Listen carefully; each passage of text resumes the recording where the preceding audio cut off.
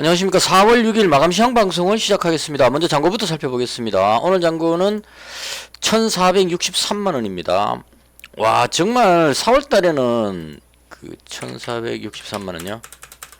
하루도 안 빼고 계속 수익 올리려고 그 아침에 다짐을 했는데요. 그게 안 되네요. 마이너스 8만원으로 마감을 했습니다. 오늘 더 대비는 했는데 이게 그 해지가 약했어요. 이 참 제일 안타까운 게 뭐냐면 제가 이틀 동안 어제하고 그전날하고 파티는 끝났다 하방을 준비해야 된다는 걸 계속 그 영상을 올렸는데요. 반응이 없었습니다. 뭔 소리 하노 이런 느낌이었거든요. 게시판에 들어가서 글 써봐도 인버스 게시판에 들어갔고 이제는 인버스를 잡아야 된다고 막 글 써도 사람들이 뭔 소리 하냐 이 지금 좋은 장에 뭐 이런 느낌이었었어요. 그래갖고 아니 내가 잘못 봤나 이렇게 생각했는데 진짜 오늘 제가 봤던 대로 그 하락이 됐습니다. 이걸 설명을 어떻게 해야 되냐면 일단 제가 생각했던 걸 그대로 설명드릴게요. 맞다는 보장은 없습니다. 제 개인적인 견해니까요. 그래서 준비를 했는데 해지로 인버스를 200만원 가지고 있었는데 그게 그 4만원 밖에 플러스가 안 됐습니다. 이게 좀 더 많이 잡아야 되겠다는 생각이 들었고 오늘 100만원 더 잡았습니다. 300만원까지 이제 올렸습니다. 이게 해지가 금액이 컸으면 예를 들어서 400만원 가지고 있었으면 플러스 8만원 됐겠죠. 그래서 이제 가지고 있는 종목 하락하는 거를 여기서 만회를 한다 이렇게 되는 건데 해지가 너무 약했어요. 그리고 또 좀 약했던 이유 중에 하나는 제가 가진 종목은 내려가더라도 지수가 빠지더라도 견조하게 버틸 것이라는 그런 강한 확신이 있었는데 이 퍼스텍이 외국인이 배신 땡겨버리는 바람에 이 애들이 종목은 좀 이따 말씀드리겠습니다. 그래서 여기서 거의 이거 250만원 가지고 있었기 때문에 4% 빠져버리니까요. 그냥 10만원 돈 여기서 날아가 버렸죠. 그리고 캔ኳ 에어로 이거 어제 잡았었는데 아침에 추가로도 잡아 200만원 잡아가지고 이거 뒤로 밀리면서 여기도 손실이 컸습니다. 그래서 다른 거 잡아가지고 수익 난 거로 대충 하고 다 이 샘샘이 하고 나서 좀 모자랐어요. 그래서 지금 안타깝게도 마이너스 8만원이 돼버렸습니다. 이게 거의 본전치기는 탈 수 있을 걸로 생각했었는데 좀 안타깝습니다. 자, 일단 시장에 대한 얘기부터 하겠습니다. 어제 댓글에 문의사항이 있었는데요. 그거는 요 앞에 할 거 다 하고 그 다음 그 설명드리겠습니다. 왜냐면 그 댓글 이야기 하고 있으면 또 본론을 빨리 이야기하라는 분들이 많기 때문에 본론부터 먼저 하겠습니다. 자, 제가 그 이틀 동안 어제하고 그 전날하고 그 전날 이틀 전에 제가 그 얘기를 했죠. 파티는 끝났다. 하방을 준비해야 될 때다. 이렇게 이제 아침 방송 때 하고 어제 방송할 때는 도저히 이해가 안 된다. 미증시도 하락을 했고 경기 침체 우려감이면 증시가 하락하는 상황인데 왜 외국인이 선물을 6천억씩이나 매수를 했는지 도저히 이해가 안 된다. 이걸 계속 이야기를 했거든요. 어제 제가 장이 막 정신분열이 일어날 정도로 힘들었다고 말씀드렸는데 그 이유가 뭐냐면 분명히 이건 외국인이 선물 매도를 치고 밑으로 내려가야 되는데 이걸 선물 매수를 해가지고 정식 올라가 버리니까 그 제가 이 시황에 내려가고 올라가고를 어느 정도는 이렇게 잡는데 확실하게 내려간다고 생각하고 있는데 올라가 버리니까 이게 머릿속에서 왜 안 내려가지 여기에 꽂혀가지고 어제 되게 힘들었어요. 그래서 이제 어제 올라갈 줄 알았으면 수익 많이 챙겼을 건데 어쨌거나 그렇게 됐는데 오늘 이제 그 현상이 나왔습니다. 이제 뒤늦게 그 외국인들이 제가 생각했던 어제 했어야 될 행동을 외국인이 오늘 했습니다. 하루 늦게 했습니다. 어제 왜 그랬는지 모르겠습니다. 외국인이 약간 판단을 잘못한 건지 뭔지 모르겠습니다. 지금 뭔 착각을 했는지 어제 이걸 했었어야 돼요. 그럼 어제 내려가면 그 제가 딱 그 해놓은 대로 구상대로 될 건데 어제는 내려가야 되는데 거꾸로 올려놓고 오늘 그냥 패대기를 쳐가지고 이 그 시장을 완전히 뭉개버리는 급하게 이제 처리했다는 얘기죠. 그래서 도저히 이해가 되지 않지만 왜 그랬는지 정확히 잘 모르겠습니다. 일단 왜 그렇게 생각했냐면요. 어제 이제 거의 확실하게 나왔죠. 한번 보시면 나스닥 1% 정도 하락을 했습니다. 다우지수 올라간 거 이거는 헬스케어 종목이라든가 그다음 국제유가 상승하면은 미국은 그 석유 회사들이 많기 때문에 국제유가 상승하게 되면은 그 석유 회사들이 실적이 좋아진다 이래갖고 석유 회사들 올라가 버리면 다우지수는 그 올라가 버립니다. 거꾸로. 그래서 이건 신뢰성이 떨어지는 거고요. 기술주가 하락했다. 이 부분은 이제 포인트로 봐야 된다고 봅니다. 근데 왜 하락했을까 찾아보니까 3월 민간 고용이 14만 5천 개 증가했답니다. 예상치가 21만 개인데. 그러니까 이거 어제 방송할 때도 말씀드렸는데 고용지표가 안 좋게 나오면 이전에는 과거에는 연준에서 그 작년에 연준에서 금리를 막 올릴 때 고용지표가 좋게 나오면 연준이 고용이 탄탄하니까 우리는 금리를 올리겠다고 계속 올렸거든요. 그래서 그때는 고용지표가 아주 좋게 나왔습니다. 좋게 나오니까 증시 약재로 작용해갖고 하락했거든요. 그럼 반대로 고용지표가 아주 안 좋게 나왔으니까 올라가야지라고 생각할 수 있는데 이건 아니라는 얘기입니다. 지금은 작년하고 지금하고 틀립니다. 지금은 연준이 작년에 금리를 너무 많이 올려놔가지고 경기 침체 우려감이 생겼다는 겁니다. 그러니까 원래 애당초 작년에 출발할 때가 러시아 우크라이나 전쟁이라든가 코로나 이런 걸로 해가지고 그 발생된 현상이 인플레이션이냐 디플레이션이냐 경기 호황이냐 불황이냐 이게 아니었고요. 스태그플레이션이었거든요. 경기는 침체되고 있는데 물가가 높은 이건 이제 스태그플레이션이라고 합니다. 두 가지가 이제 그 안 좋은 거 두 가지가 합쳐져 가지고 있는 게 스태그플레이션입니다. 그래서 이렇게 되면 보통 그 경제학자들은 어떻게 처리하느냐면 그 예를 들어서 경기 침체를 잡으려면 돈을 풀어야 됩니다. 근데 인플레이션을 잡으려면 돈을 걷어들여야 되거든요. 그럼 이 두 가지를 동시에 할 수가 없잖아요. 돈을 풀면서 걷을 수는 없으니까. 그럼 경제학자들은 제가 경제학 공부하면서 그 교수님 설명을 그리프시 떠올려보면 스태그플레이션이 발생되면 먼저 그 금리를 올려가지고 물가를 먼저 잡습니다. 물가를 잡고 물가가 잡히고 나면 그 다음에 이제 물가 잡는 동안에 경기가 더 침체하겠죠. 그럼 물가 잡는 동안에 침체하면 그때 물가를 잡고 나서 돈을 풀어가지고 경기를 부양시키는 겁니다. 이게 이제 스태그플레이션 잡는 방법인데 문제는 작년에 1년 동안 계속 금리 올렸는데 물가가 안 잡혔다는 게 문제입니다. 잡혀야 돼 물가가 안 잡히니까 연준도 당황을 하는 거죠. 이 물가를 잡아야 그 다음에 경기 부양을 할 건데 물가가 안 잡히니까 그래서 너무 길게 장기간 동안 금리를 올려버리다 보니까 그 부작용으로 지역은행이 채권 뭐 보유자산 급락 어쩌고저쩌고 하고 파산 어쩌고저쩌고 해서 은행권이 난리가 났었고요. 그게 해결되려고 했었는데 그 부분도 어제 그 JP모건 회장님이 그 얘기했죠. 은행 위기는 끝나지 않았다 이렇게 표현했습니다. 그러니까 장기적으로 이 불안 요소가 계속 가고 있다 이런 얘기입니다. 장기적으로. 그래서 몇 년이 걸릴 거다, 수년이 걸릴 거다 이렇게 표현했습니다. 은행이 신뢰성을 잃어버렸기 때문에 조그마한 어떤 상황이 발생돼도 뱅크런 해갖고 사람들이 돈 찾으러 가면은 그런 위기가 온다 이런 얘기입니다. 그래서 그런 상황을 해서 은행 위기가 완전히 해결되지 않았다 이렇게 이야기를 했기 때문에 그 부분 하고 그 다음 이제 나오는 부작용이 경기 침체입니다. 장기간 금리를 계속 올렸기 때문에 기업이 금리를 계속 올렸다는 얘기는 사람들이 돈을 쓰려고 해도 돈 갚아야 되잖아요. 우리나라도 지금 돈 빌린 사람도 전부 다 빚 갚아야 되기 때문에 빚 갚게 되면은 돈이 없으니까 집을 판다거나 뭐 소비를 못 하게 되는 겁니다. 여유 자금이 없으니까. 그래서 소비가 줄어들면 공장에서 물건을 안 샀으면 공장에서 생산해 놓은 게 과잉 생산이 되기 때문에 안 팔리면 공장이 문을 닫고 직원 과문을 하고 해서 경기 침체가 된다 이렇게 되는 겁니다. 그래서 이 현상이 나오는 부분을 체크하는 게 고용이라는 얘기죠. 이제 이 고용은 다르다는 얘기입니다.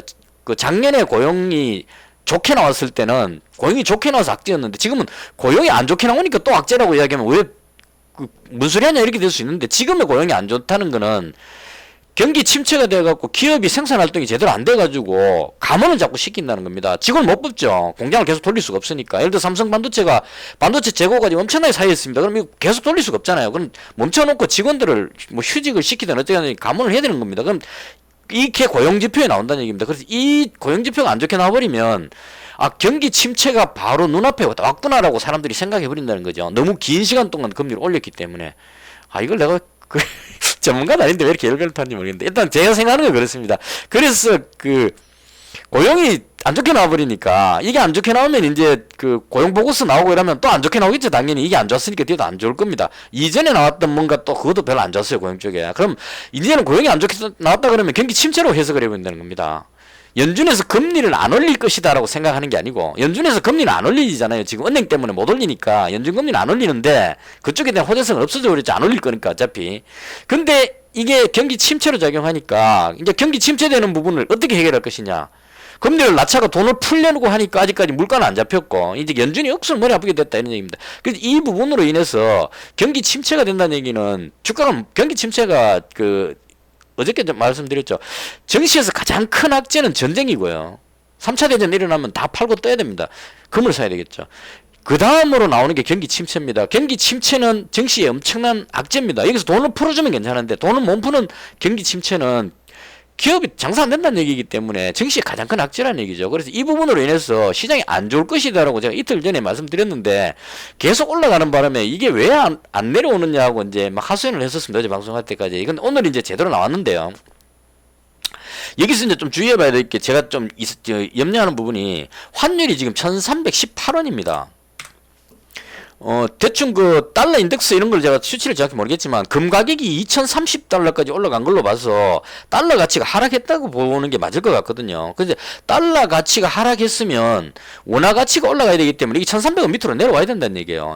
그 평균적 그 같은 동등 비교를 했을 경우에. 근데 원화가 지금 1318원까지 갔다는 얘기는 이건 뭔가 다른 문제가 있다는 얘기입니다. 외국인들이 주식을 팔아갖고 달러로 바꿔가는 그런 현상 때문인지 뭔지 모르겠지만 달러 수요가 지금 많이 늘어나고 있다 이런 상황이겠죠. 그래서 이 부분도 지금 좀 안 좋은 상황이고, 그 다음 10년물 국채금리가 3.3m까지 내려가 버렸습니다. 제가 3.4 이 정도 선을 지켜줘야 된다고 말씀드렸는데 지금 3.2까지 내려가 버렸어요. 이때까지. 이건 뭐냐면 국채 금리니까요. 사람들이 앞으로 경기 침체가 될 것 같고 시장이 불안정하니까 기술주 같은 이런 성장 주식을 팔고 그 돈 가지고 채권이나 금을 산다는 얘기죠. 그래서 채권하고 금을 사니까 금 가격이 올라가고 채권 가격이 올라가니까 국채 금리가 내려간다 이렇게 해석하는 게 맞을 겁니다. 그래서 이게 지금 3.4 밑으로 내려가서 이 자꾸 내려간다는 얘기는 사람들이 주식 팔고 그냥 나는 안전자산 채권 살래 이렇게 해서 채권 사는 현상이 나왔다 이렇게 봐야 될 겁니다. 그래서 이 두 가지가 다 현재 이 채권 부분 이 부분이 상당히 시장이 안 좋은 걸 나타낸다 이렇게 보면 맞을 겁니다.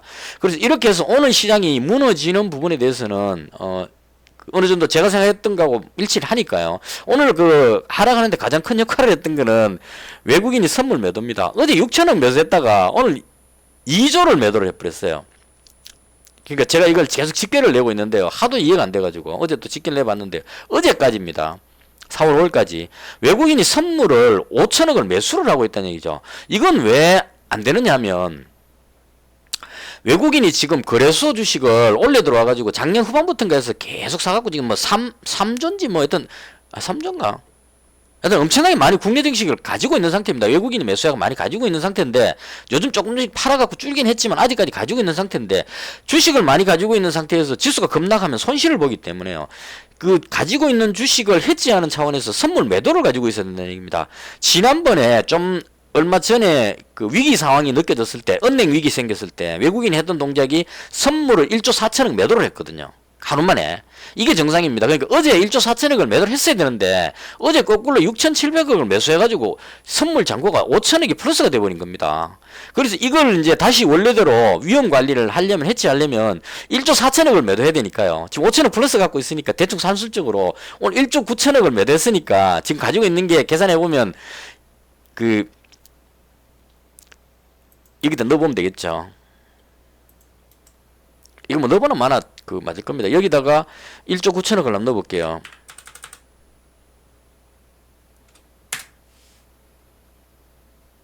이거 이렇게 됐지? 마이너스 1900. 1조 9천억 매도했죠. 그럼 대충 1조 4천억 매도가 됐죠. 그러니까 오늘 외국인은 자기들이 할 만큼 했다는 얘기입니다. 정시가 하락하는 걸 대비해 가지고 해지를 걸었는데, 그러니까 지수가 적게 빠질 때 빨리 해지를 걸어놔야 되겠죠. 계속 내려가고 있는데 뒤에 가면 안 되니까 손실이 생기니까 오늘 해지 걸어놓으면 내일부터 하락하는 거는 하락하면 선물 매도를 가지고 있기 때문에 하락하면 그 부분으로 그 손실을 많이 하고 주식은 내려가더라도 선물에서 만회를 하니까요. 그렇게 했고 나중에 상황이 좋아지면 매도해놨던 선물을 없애버립니다. 없애버리면 주식을 그냥 안전하게 가지고 있었다 이렇게 되겠죠. 그래서 선물하고 이 현물하고 해지 차원에서 외국인 움직이는 그 동작으로 보여지는데, 근데 문제는 뭐냐면 어제 이렇게 해놨으면 오늘 좀 이렇게 시장이 많이 안 빠질 건데 오늘 그렇게 큰 악재가 없었어요. 어제하고 아래하고 이틀 동안 그 악재하고 지금 오늘 나온 악재하고 별 차이가 없습니다. 제가 봤을 때는 비슷합니다. 나스닥이 1%밖에 안 받았는데 갑자기 오늘 뭐 천지개벽하듯이 그냥 뭐 난리 난 게 아니잖아요. 오늘이나 어제나 똑같았습니다. 경기 침체기 때문에 서서히 내려가는 거라서 이렇게 급하게 난리칠 이유는 없는데, 문제는 어제 대비를 안 해놨다가 오늘 갑자기 한꺼번에 2조를 던지니까 시장이 놀래가지고 좀 많이 빠져버렸다 이렇게 되는 겁니다. 그래서 이렇게 길게 설명드린 이유는 오늘 하락하는 건 개인적으로 맞았다고 봅니다. 지수가. 이게 개인적인 견해입니다. 이 틀려보면 되게 부끄러운 일이 생길 수 있기 때문에. 자, 오늘 이 하락은 그러니까 오늘 외국인이 선물 매도 치는 거는 이제 어제 안 해놨던 걸 이제 급하게 막 하느라고 이렇게 됐는데요. 이게 오늘 좀 과하게 빠졌다는 겁니다. 제가 말씀드리고 싶은 거는, 그러니까 파티가 끝났고 증시가 하락할 것이다, 하락 추세로 갈 것이다라고 제가 주장한 거는 그냥 당장 무슨 지역은행 파산하듯이 오늘 내일 급하게 팍 떨어지는 게 아니고 서서히 밑으로 내려가는 그런 흐름으로 봐야 됩니다. 미국 증시 보시면 폭락이 아니었어요. 그동안 많이 올라왔던 거에 대해서 한 1% 정도 빠졌습니다. 많이 안 빠졌거든요. 다우지수도 보시면 별로 안 빠졌습니다. 그냥 조금씩 빠지고 있어요. 독일 증시도 그렇게 많이 안 빠졌습니다. 지금 약간 내려온 정도, 이 정도인데 국내 증시만 유별나게 지금 좀 과하게 1.7%나 지금 많이 빠져버렸다는 얘기죠. 그래서 이 부분이 이제 제가 봤을 때 선물을 매도하는 외국인 때문에 시장이 선물을 2조 매도 치면은 뭔가 난리 난 것 같죠, 느낌상. 그래서 그 부분으로 인해서 시장이 놀래가지고 좀 많이 빠졌다. 오히려 콜옵션은 지금 50억이나 매수했습니다. 콜 매도 쳤던 거를 이익 실현했겠죠. 밑으로 빠지면 이익 생기니까. 그래서 선물 매도하면서 콜에서 이익을 좀 보면서 콜 매도 물량을 좀 줄여가지고 오히려 이제 반등하는 쪽으로 방향을 약간 잡았다. 풋은 더 매도했기 때문에 밑으로는 다 안 내려갈 겁니다. 그래서 외국인 포지션으로 봤을 때 혹시나 하는 우려감으로 선물 매도를 쳤지만 오늘 외국인 행동으로 봤을 때는 어제 안 했던 밀린 숙제하느라고 한꺼번에 이렇게 좀 뺀 거지. 이게 하락 추세로 쭉 빠질 건 아니다. 그러니까 한마디로 줄이자면 오늘 하루의 낙폭이 과했기 때문에 내일은 반등이 나올 것 같다. 이 말하는 게 왜 이렇게 길게 들어왔죠? 그러니까 전체적으로 봤을 때는 제가 보는 관점은 경기 침체니까요. 밑으로 이렇게 내려갈 거라고 예상을 합니다. 하는데 하루 만에 이렇게 많이 빠진 건 과하다는 얘기죠. 너무 많이 빠지면 기술적 반등이 나오기 때문에 적어도 내일 시장은 반등하는 흐름이 나올 것 같다. 요게 말하고 싶었던 포인트입니다. 그래서 오늘은 장 초반부터 저도 계속 하방 쪽으로 집중하면서 이렇게 봤는데요. 마지막에 베팅을 더 했습니다. 추가로 많이 잡았습니다. 그래서 지금 제가 갖고 있는 게 1,300만원 가지고 있습니다. 현금이 거의 없죠. 현금 140만원 빼고 전부 다 이 주식으로 가지고 있습니다. 물론 여기서 이제 헤지용으로 인버스를 300만원 가지고 있기 때문에 요거는 이제 투자 금액으로 하면 안 되겠죠. 요거는 왜냐면 혹시 급락하면 손실 생기는 걸 방어하기 위해서 가지고 있는 거니까 요건 헤지용이니까요. 그러니까 실제로 제가 가지고 있는 주식으로 보자면 300명 한 1000만원 정도 주식을 가지고 있다, 이렇게 보시면 될 것 같습니다. 그래서 개인적으로 봤을 때 오늘은 많이 빠졌지만 시간의 거래라든가 뭐 이런 것들로 봤을 때는 약간 반등하는 나오는 그림이 나오지 않을까. 너무 과하게 빠졌기 때문에 그렇게 정리를 하겠습니다. 설명이 되게 길었다. 그 다음 제가 매매한 종목인데요, 가지고 있던 종목은 대체로 그대로 가지고 있습니다. 어제 시간의 거래에서 한미글로벌 잡았고 캔코와 에어로스페이스 잡았는데 다른 거는 그대로입니다. 홀딩 했고요. 안 건드렸으니까. 퍼스텍이 제가 250만원 가지고 있었는데, 퍼스텍부터 할게요. 왜 외국인이 배신 땡겼냐면, 이 자식들이 이걸 이렇게 해버리네요.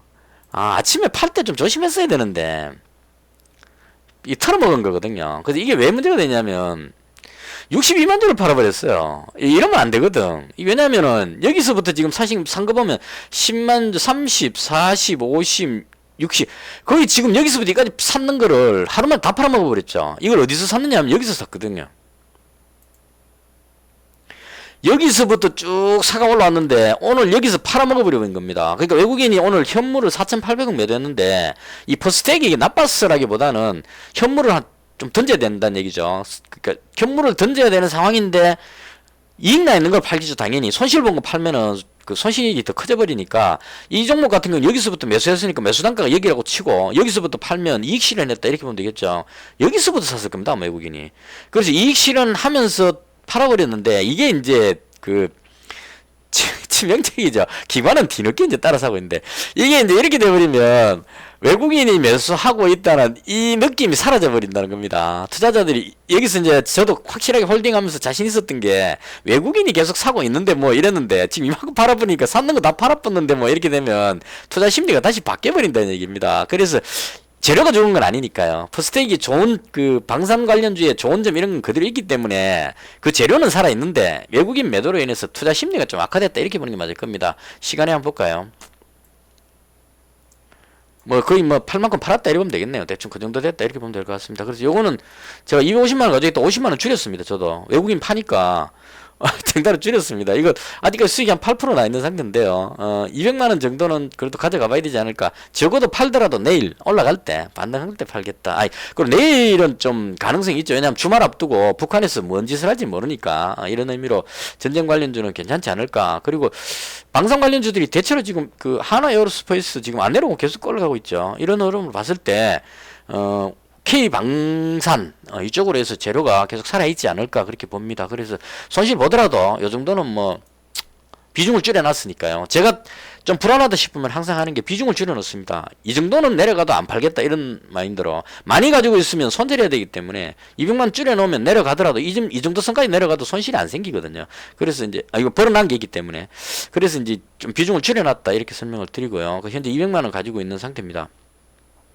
그 다음 현대 엘리베이는 오늘 시장이 안 좋아서 내려갔을 겁니다. 아마 이 경영권 분쟁 개념으로 들어왔는데 뭐 이 정도 내려오는 거는 뭐 오늘 시장만 좋았다면 안 내려왔을 건데 안 내려오려고 노력 많이 했어요. 여기서 안 내려오려고 발버둥을 많이 쳤는데 시장이 쭉 밀려버리니까 어쩔 수 없이 그냥 던져버린 것 같습니다. 그래서 이건 경영권 분쟁 개념으로 들어왔기 때문에 오늘 보면 경영권 분쟁까지는 안 일어날 것 같은데 개인적으로 또 이 종목도 마찬가지로 자리 지키고 있죠. 이 종목도 마찬가지로 여기서 잡아가지고 여기서 100만원 이익 실현했기 때문에 지금 100만원 남아있거든요. 그래서 이건 뭐 이익 실현하고 가지고 있는 요 정도는 요것도 뭐 여기까지 내려와도 손해는 아니다 이런 의미로 현대엘리베이 지금 한 5% 정도 수익 나있죠. 5% 빠져도 뭐 손이 아니니까 그래서 이제 비중을 어제 줄여놨기 때문에 그대로 가지고 있다 이렇게 말씀드리고요. 그 다음 한미글로벌은 요거 샀다 팔았다 하면서 수익이 많이 쪼그라들었어요. 어제 시간에서 잡았는데 아무리 생각해도 얘가 좀 좋은 것 같아. 시간에 잡았는데 여기서 팔았습니다. 팔고 나서 지금 여기 와서 다시 잡았습니다. 그러니까 요만큼 몸을 날려버렸죠. 가만히 가지고 있었으면 9% 먹었을 건데 요걸 또 아침에 올라가고 시장이 안 좋으니까 밀릴까 싶어 거기서 팔아버렸는데요. 이게 다시 여기까지 올라가 버려가지고 마지막 일봉 딱 보니까 이게 얘 혼자만 올라가고 있어요. 건설 관련주 보면 다 내려갔는데 그죠? 건설 쪽에 해당하는 종목들이 다 하락했는데 유신 같은 종목은 이제 원래 그 한미글로벌 뒤에 따라오는 종목이기 때문에 한미글로벌이 자꾸 올라가니까 네옴시티에 같이 이제 같은 그룹이니까 얘가 9%나 올라가니까 따라오려고 노력을 하는데 그래도 얘는 잘 못 따라오는데 얘는 강하게 올라가거든요. 그래서 이제 그런 의미로 뭐가 있는지 잘 모르겠습니다. 네옴시티하고 관련된 뭔가가 있는 것 같아요. 뉴스 보니까 뭐 게시판 글 보니까 뭔가 있는 것 같은데 100만 원 정도는 가져가 보자 이래서 이제 가지고 있는 상태고요. 요것도 지금 안 내려오고 있죠. 요건 그 시장만 플러스 돌았으면 매물이 많아가지고 쉽게 올릴 것 같지는 않은데 재료가 노출되어서 나온다면 급등하는 그림이 한번 나오지 않을까. 그래서 일단 가지고 있습니다. 그 이익 실현하고 다시 잡았으니까요. 그래서 가지고 있고요. 그 다음 한국 항공우주는 항공 관련한 그 지금 누리호가 5월달인가 발사 이야기했던 것 같고요. 앞으로 이 항공 관련한 부분은 대통령께서 직접 챙기겠다 이렇게 이야기했으니까 챙기겠죠. 그래서 그런 의미로 이제 이 항공 관련주 중에 AP위성은 대주주 팔아먹었기 때문에 꽝이고 나머지 봤으니까 보니까 캠코아 에어로스페이스 얘가 제일 좋은 줄 알았습니다. 제가. 근데 어제 보니까 얘가 더 좋은 것 같아요.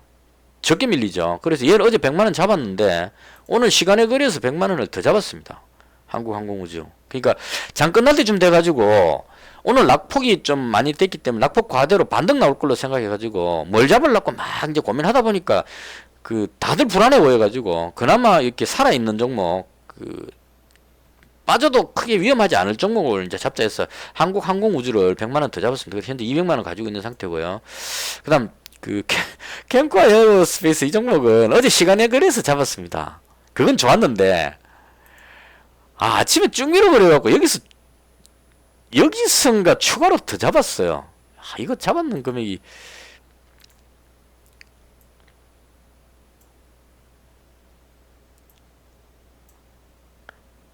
18,420원요.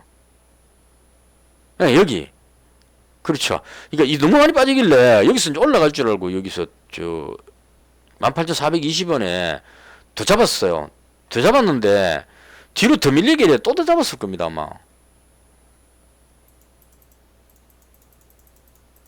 이제 많은 것 같지만 한미글로벌 한 종목 그냥 그 나눠 가지고 샀다 팔았다 하는 바람에 그 다음에 18,000원에 또 더 잡았습니다. 여기 내려왔을 때 요건 이제 조금씩 끊은 거 잡았습니다. 여기서 잡고 여기서 잡고 여기서 잡고 결과적으로 다 잡아가지고 현재 지금 잡고 있는 금액이 300만 원 잡았습니다. 그러니까 손실은 1.79%로 줄이긴 줄였어요.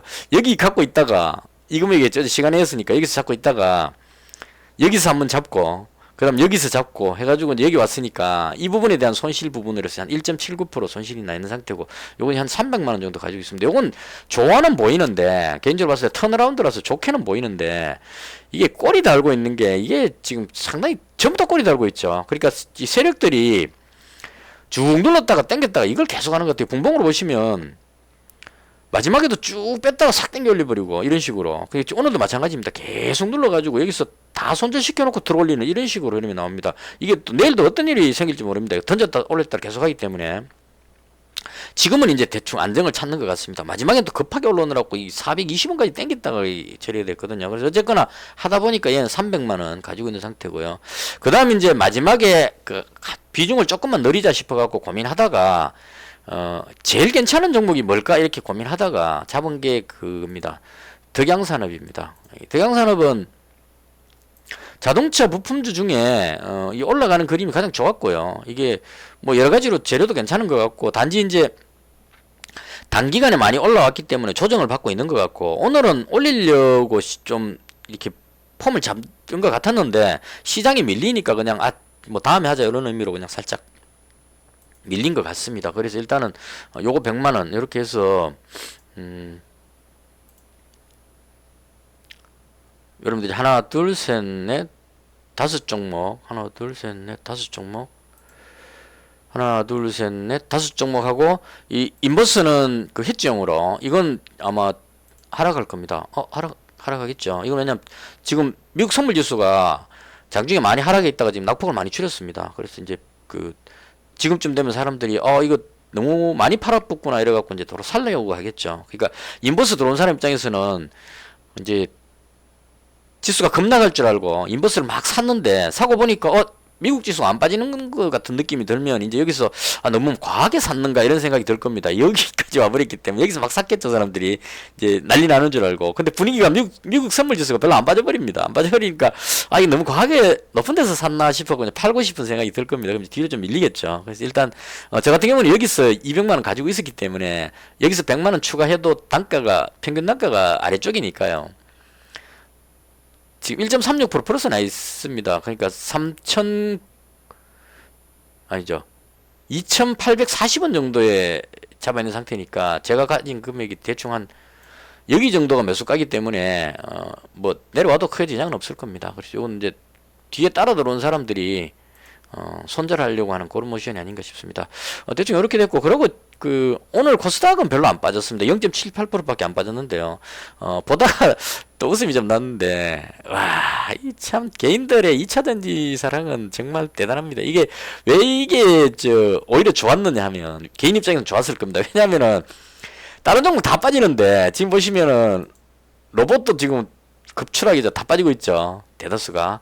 AI도 지금 거의 쭉 다 빠지고 있습니다. 반도체 대부분 다 빠지고 있고 안 빠지는 섹터가 거의 없습니다. 다 지금 음봉으로 쭉쭉 밀리죠. 지수 밀리니까 따라 내려가는데 바이오는 어제부터 조금 좋았기 때문에 이게 바이오 같은 경우도 이제 이 묻지마 매수가 가능하죠. 신약 개발하면 대박 난다 이런 의미로 그냥 그 실적하고 무관하게 올라가는 종목 이런 종목은 이제 좀 올라갈 수 있을 겁니다. 그 외 나머지는 대체로 다 밀렸습니다. 조금씩 올라가는 종목 있긴 하네요. 근데 2차전지는 에코프로 BM 5%는 올라가 버렸습니다. 그러니까 코스닥 지수가 잘 안 내려가죠. 왜냐면 이 종목이 코스닥의 비중이 엄청 높은데 이걸 땡겨 올려버리니까 코스닥 지수가 딸려 올라가 버리는 겁니다. 그래서 이쪽으로 막 몰려 있었던 개인들은 오히려 그 수익 났을 가능성이 높겠죠. 그러니까 나는 죽어도 에코프로 BM밖에 없다 그러면 이 종목만 축 잡고 매수한 사람은 지금 종가가 최고가이기 때문에 오히려 플러스가 났을 수도 있을 겁니다. 그래서 이 현상은 아마 앞으로도 계속되지 않을까. 그러니까 시장이 안 좋아가지고 경기 침체 어쩌고 저쩌고 해가지고 막 무너지더라도 2차전지 쪽으로는 오히려 더 몰릴 수 있는 그런 가능성이 있지 않을까 이렇게 생각을 합니다. 그래서 2차전지 좀 좋았고요. 그 다음 오늘 제가 되게 아까웠던 거 중국에서 그 자석 관련한 부분에 대한 그 수출 규제를 하겠다 이렇게 뉴스가 나왔습니다. 히토류 쪽이잖아요. 그래서 이게 좀 애당초 몰랐으면 그냥 유니온이다 이러고 이제 대장 잡아붙으면 됐는데 대장이다 이러고 잡으면 되는데 그 자석하고 관련되는 게 노바텍이라는 종목이 있거든요. 이 종목은 진짜 자석입니다. 자석 관련 종목입니다. 이 그 종목 설명에 그렇게 나와 있어요. 노바텍이 히토로 금속계 자석중 네오디움 어쩌고저쩌고 했고 이게 지금 중국에서 말하는 그건데요. 그래서 얘를 잡았는데 이거 하루 종일 왔다 갔다 하다가 쥐뿔도 뭐 얼마 남지 그 수익도 별로 안 났습니다. 한 2% 정도 먹었나? 2% 먹고 본전에 팔고 막 이렇게 해가지고 결과적으로 재미가 없었습니다. 그래서 이렇게 돼버렸고요. 오히려 이 유니온이 상가되고 있어요. 가장 그 대장격은 현대 BNG 스틸. 이게 그 자석 관련되는 어떤 그 회사의 지분을 가지고 있다 이렇게 돼갖고 얘가 일찌감치 대장이었고 그다음 유니온 급등하니까 유니온이 이제 그 자석에 대체할 수 있는 어떤 히토류 이런 쪽인가 봐요. 그래서 이것도 해당이 되니까 얘가 워낙 그 히토류 대장이잖아요. 올라가 버렸고 유니온 올라가면 같이 세트로 이제 유니온 머티리얼 얘가 따로 올라갑니다. 그래서 이쪽으로 쭉 올라가 버렸고 제가 잡았던 노바텍은 그냥 꽝 돼 버렸습니다. 그래서 좋다 말았고 이건 이제 더 잡을 수는 없죠. 왜냐면 시장이 안 좋아서 이쪽으로 수요가 몰렸는데 만약에 시장이 반등하게 되면 그 히토류 가자 이렇게 해갖고 계속 못 갈 겁니다. 뭐 중국이 뭐 그 자석 가지고 뭐 그 해가지고 난리칠 그 상황은 아니겠죠. 반도체 다 규제하니까 너가 그렇게 하면 우리도 그렇게 할 수 있어. 이런 정도로 이제 그 보이려고 일본을 약간 견제하는 그런 느낌이거든요. 그래서 그렇게 심하게 할 것 같지는 않다. 그렇게 보여집니다. 이걸로 계속 올라가기에는 뭐 시장이 계속 무너지고 있다면 계속 날아가겠죠. 아직 상한가 딱 지키고 있죠. 그러니까 시장이 무너진다면 이거 계속 갈 수 있겠는데 제가 봤을 때 반등이 나온다면 시장이 좋아진다면 밀릴 수 있다. 이 엘컴텍도 마찬가지입니다. 금가격이 아무리 높아도 상한가는 밀어올리기 힘듭니다. 그러니까 오늘은 좀 좋았는데 외국인 한번 볼까요? 외국인 110만 주 정도 샀죠. 오늘은 올라갈 만했습니다. 이게 왜냐하면 금가격이 올라가면서 시장이 안 좋을 때 올라가거든요. 인버스 개념으로 움직이기 때문에. 그래서 저도 여기 단타로 한번 더 갔다가 그냥 본전에 팔아버렸는데 너무 높아가지고 들어갈 수가 없었어요. 아침부터 너무 빨리 올라가 버려갖고 여기서 들어갔다가 그냥 바로 팔았는데 제가 사는 가격도 팔고 나서 더 내려갔습니다. 대충 요렇게 오늘 좀 움직였다. 그러니까 오늘은 시장이 밀리면서 지수가 밀리면서 인버스 개념으로 히토리 쪽이나 뭐 금 관련주 이런 쪽들이 움직였다. 이렇게 보면 될 것 같습니다. 대충 이렇게 해서 제가 가진 종목 중심으로 해서 설명을 그리고 하나 더 있었죠. 그 UAM이라 그러나요? 그 수송하는 드론 그 관련해 가지고 어제 시간에 걸려서 네온테크가 상한가 들어갔는데 이 종목 좀 안타깝죠. 원래 그 시간에 상한가 들어가면 시간에 급등하면은 대체로 이렇게 밀어버립니다. 밀어버리는데 오늘은 좀 유별나게 많이 밀어버렸죠. 좀 재수가 없었다. 이 그림은 꼭 참고하셔야 됩니다. 시간에 급등하는 종목은 이런 모양 나오고 나면 거의 대체로 뒤로 밀립니다. 물론 이제 간혹 가다가 이렇게 하다가 들어올려가 상한가 들어가는 경우도 있긴 한데 이게 UAM 어쩌고저쩌고 한다고 해서 당장 실현되는 건 아니거든요. 기대감 이런 건데 여기서 이제 올릴 수도 있었는데 시장이 밀려버리니까 들어온 사람들이 손절해갖고 뒤로 빠져버린 것 같아요. 그래서 이 재료가 없어진 건 아니고 시장이 안 좋아서 뒤로 밀렸다. 아직까지 다시 들어올리려는 시도를 좀 하긴 할 겁니다. 그래서 그렇게 보면 될 것 같고요. 얘가 대장이고요. 제가 봤을 때. 그 다음 캔코아 에어로스페이스 이 종목도 좀 관계가 있는 것 같고 한국항공우주 요것도 이쪽 그죠 UAM이지 드론 그쪽하고 관계가 있는 것 같습니다. 뉴스에 보니까 대충 있는 것 같고요. 퍼스텍도 자회사는 아니고 연결회사 유니콘 시스템인가 그 종목이 이제 드론인데 퍼스텍 자체도 드론 연구하고 있습니다. 자체적으로. 그래서 이제 군사용 이런 쪽으로 하다 보니까 얘는 조금 관심을 좀 덜 받는 그런 상황이었다. 이렇게 보면 될 것 같습니다. 대충 이렇게 움직여서 제가 봤던 시장에 대한 설명을 모두 마치고요.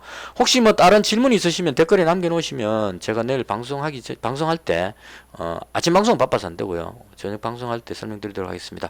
여기까지입니다. 바쁘신 분들은 여기서 끄시면 되겠습니다. 그리고 이제 어제 댓글에 종목이 하나 있었는데요. 질문글이 있었는데요. 보통 5종목 보유할 경우에 마이너스 3%에서 마이너스 10% 정도의 종목도 두세 개는 될 텐데 마이너스 종목이 늘 거의 없는 것 같습니다. 수익률도 놀랍고요. 이렇게 하셨는데요. 시간 되시면 진입 타점을 어떻게 잡는지 이렇게 질문했습니다. 그래서 이거는 오늘을 한번 볼까요? 오늘은 지금 손실 나 있는 게 한국항공우주 만원 마이너스, 이건 뭐 만원 마이너스라고 볼 수 없겠죠. 이거는 그냥 그대로고, 이거 캔코 에어로스페이스 요게 이제 마이너스로 나 있긴 합니다. 마이너스 나 있긴 한데 이건 제가 좋게 봐가지고 물타기 하는 바람에 이 종목을 아침에 되게 잡고 싶었어요. 어제 시간에서 100만원 잡았는데 이게 단기간에 너무 많이 올라왔기 때문에 이제 오일선하고 이격이 벌어지면 위로 올리기보다는 밑으로 빠질 가능성이 좀 높죠. 그러니까 오일선 터치해가지고 이격 줄여놓고 매물 소화하고 그 다음에 이제 슈팅 나올 겁니다. 그대로 쭉 계속 갈 수는 없으니까요. 그래서 오늘 좀 조정 받으려고 하는 날인데 시장 무너지는 바람에 이제 너무 많이 빠져버려갖고 이런데 결과적으로 잡아서 홀딩하려는 마음이 있었기 때문에 제가 잡은 거고요. 그래서 이제 요건 좀 마이너스는 했는데 대체로 보면 제가 한 종목은 마이너스가 잘 없습니다. 마이너스가 없는 이유는 이게 정확한 설명이 될지 모르겠는데 저 같은 경우에는 적이 없습니다. 손절선 뭐 이런 개념이 잘 없습니다. 그러니까 예를 들어 가지고 이게 이제 좋은 점도 있고 나쁜 점도 있는데요. 한미글로벌 이러면 여러분들 어떻게 잡으시는지 모르겠는데 예를 들어서 내가 잡아야 되겠다 생각이 되면 저 같은 경우 여기서 잡았거든요. 여기서 잡았는데 그러니까 이쯤 왔을 때 제가 여기서 잡았단 말이에요. 시간에서 잡았으니까 28,600원에 잡았거든요. 여기서 잡았는데 여기쯤 와가지고 여기서 아니다 싶으면 팔아버립니다. 그러니까 지금 예를 들어서 단타하고 중기투자하고 좀 틀리죠. 중기투자 하시는 분이라면 여기서 잡았다면 상승해가지고 수익이 나 있는 상태인데, 그리고 이게 일봉으로 봤을 때 올라갈 가능성이 높죠. 지금 강한 흐름인데 여기서 팔 이유가 하나도 없을 겁니다. 수익 나 있는데 이걸 왜 팔아, 이렇게 생각할 수 있을 건데요. 저 같은 경우에는 시장이 무너지는 느낌이 나면 팔아버립니다. 그냥 얼마가 남든 간에 팔아버립니다. 그대로. 그래서 손전선이 따로 없기 때문에 내려가는 것도 마찬가지입니다.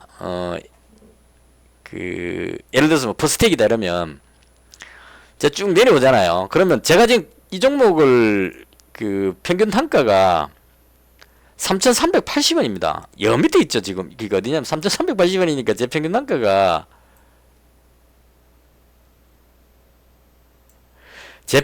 여기입니다. 그러니까 지금 많이 올라와 있으니까 이걸 이제 어느 정도 선 깨지면 뭐 손절 이런 개념 없이 그냥 시장이 무너지는데 외국인이 자꾸 파니까, 외국인이 그동안 샀던 거 이익 실현해가지고 이질 해버리니까 나도 비중을 줄여야 되겠다 이렇게 생각하고 그냥 팔아버리는 겁니다. 이 사는 위치가 어느 선 깨지면 이렇게 줄 꺼놓고 이 자리 이런 게 없어요. 그냥 이렇게 해놓고 뭐 차트 보고 하시는 분들은 여기서 깨지면 손절 이렇게 하는데 그런 거 없이 그냥 대충 이쯤에서라도 보다가 외국인이 너무 많이 판다 그러면 나도 비중 줄여야지 그러고 이쯤에서 그냥 팔아버립니다. 그냥. 그러니까 이게 이거 설명이 제대로 된지 모르겠는데 제가 평가손익에서 마이너스가 많이 안 나는 이유는 특별한 손절선 없이 이게 아니다 싶으면 그대로 팔아버립니다. 노바텍 같은 경우도 오늘 제가 잡았던 게 이거 설명하면 제일 낫겠네요. 히토류 자석 때문에 노바텍을 28,750원에 잡았어요. 28,750원이니까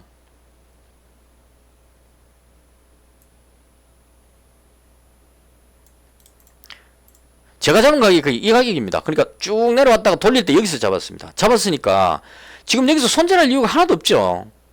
매수가 위에 있는데. 근데 팔아버렸습니다. 왜 팔아버렸냐면 오늘은 지투류 때문에 올랐지만 시장이 무너지니까 인버스 개념으로 돈이 몰려가고 올랐지만 만약에 내일장에 우리 증시가 상승한다면 을 가정하는 겁니다. 상승한다면 히토류 쪽 이쪽으로 해서 더 올라갈 가능성이 별로 없겠죠. 그리고 얘가 대장이었으면 또 다릅니다. 예를 들어서 제가 유니온을 잡았다면 상한가 들어갔으니까 이게 내일 갭 뜰 때 팔지면 벌써 2.75% 내려와 버렸죠.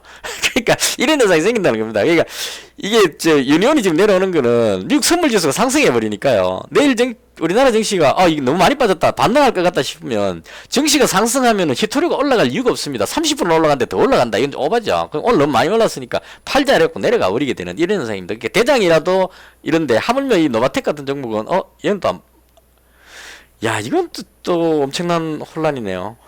이거 이제 제대로 제대로 사람들이 인지했는 것 같습니다. 이게 진짜 자석 관련주거든요.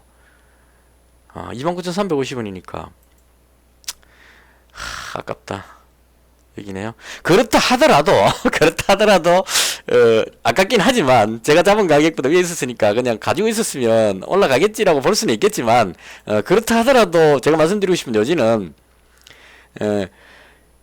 국내 증시가 내일 반등할 것 같으면 히토류가 조금 매수세가 줄어들 것 같다. 그러면 유니온하고 쟤들이 하락할 가능성이 높으니까요. 유니온이 지금 상한가 풀려버렸죠. 그럼 유니온 머티리얼은 더 내려가겠죠. 뭐 이런 식으로. 다른 내려가니까 노바텍은 3등주니까 얘도 내려가겠지라는 생각을 하고 팔아버린 겁니다. 근데 지금 안 내리고 거꾸로 올라가는 거는 아마 사람들이 이걸 그렇게 생각했을 수는 있을 겁니다. 이게 진짜 자석 관련주다 이렇게 해갖고 이제 정신 차려가지고 이쪽으로 올라가고 유니온은 짝퉁이다 이러고 이제 오늘 순환이 있을 겁니다. 근데 어쨌거나 팔아버렸기 때문에 아깝긴 하네요. 그래서 이게 파는 거 설명하려고 그랬는데, 그래서 특별하게 뭐 요선 깨지면 팔겠다 아니면 요선 깨지면 팔겠다 이렇게 정하는 게 아니고, 어떻게 보면 뭐 대충 그냥 기분대로 막 파는 이렇게 볼 수 있는데, 제가 파는 기준은 그겁니다. 이걸 매수할 때의 생각은 시장이 무너지고 히토리 쪽에 뭐 자석 관련한 이런 제재가 들어오니까 그로 인해서 올라갈 것 같아서 산 거고,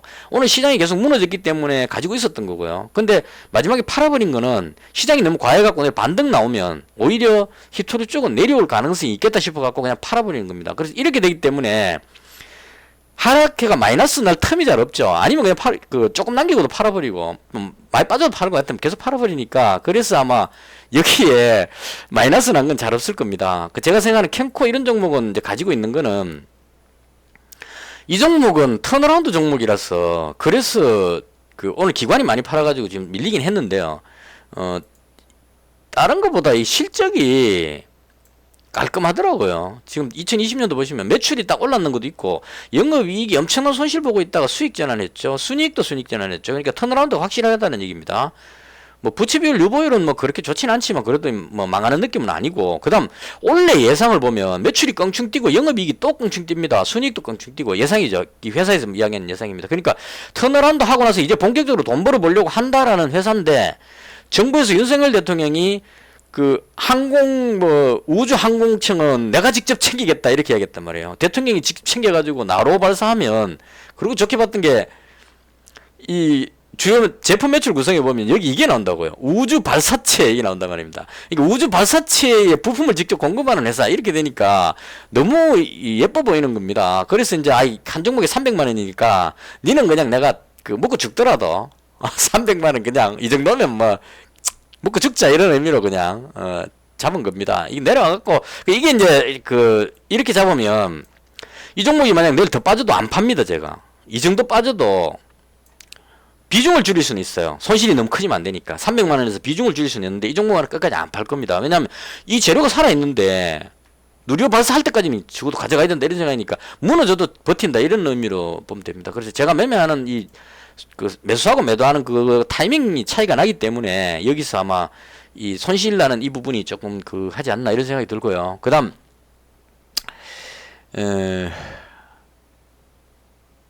수익률이 좀 크게 나온다고 이야기를 하셨어요. 그러니까 예를 들어서 퍼스텍 같은 경우에 여기서 잡아가지고 안 팔고 여기까지 와가지고 여기서 일부 이익 실현했죠. 오늘도 물론 이제 이익 실현 조금 좀 줄였지만, 어제 여기서 이거 어제 얼떨결에 제가 팔았는데요. 운이 좋았습니다. 결과적으로는. 그래서 오늘까지 팔았는데 여기서 잡아가지고 안 팔고 여기까지 계속 가는 겁니다. 이거는 이제 그거하고 차이일 겁니다. 아마 단타 하시는 분들은 주로 이제 뭐 제가 안 해봐서 잘은 모르겠지만 이런 느낌으로 할 것 같아요. 뭐 오늘 강의했던 게 단타 하시는 분 같으면 뭐 예를 들어 갖고 나름대로 기준이 있을 겁니다. 뭐 전고점 돌파하는 여기서 매수 타점 하고 나서 그 다음 올라가면 여기서 이익 실현 뭐 2% 3% 이익 실현 이렇게 해갖고 이제 빠지고 뭐 이렇게 할 겁니다. 왜냐면 미수풀 배팅 치기 때문에 한 2%만 올라가도 하루에 2%씩 10번 하면 20% 먹는다 이런 느낌으로 하기 때문에 그런 것 같아요. 근데 저 같은 경우에는 손이 내려가지고 요 샀다가 요 팔았다가 못 하거든요. 그럼 제가 잡을 때 어떻게 하냐면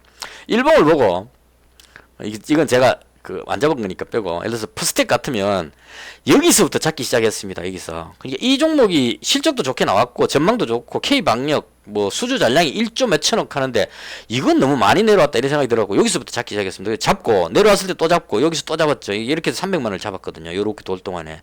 이거 잡을 때 여기 조금 올랐을 때 팔려고 잡진 않는다는 거죠. 잡았으면 적어도 2배다 이런 느낌으로 이제 잡는 겁니다. 물론 이게 잘 지켜지진 않지만. 그래서 일단 여기 와서 일부 이제 이익 실현을 좀 했고, 아직까지 안 팔고 있는 거는 쭉 올라가갖고, 한 여기 정도 오면 조금 팔고, 그 다음 이제 여기까지 가보자 이런 느낌으로.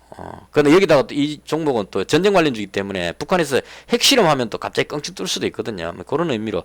그래서 목표하는 그 수익이 차이가 나기 때문에 그래서 아마 그렇지 않느냐 이런 생각이 듭니다. 현대엘리베이도 마찬가지로 이날 잡았어요.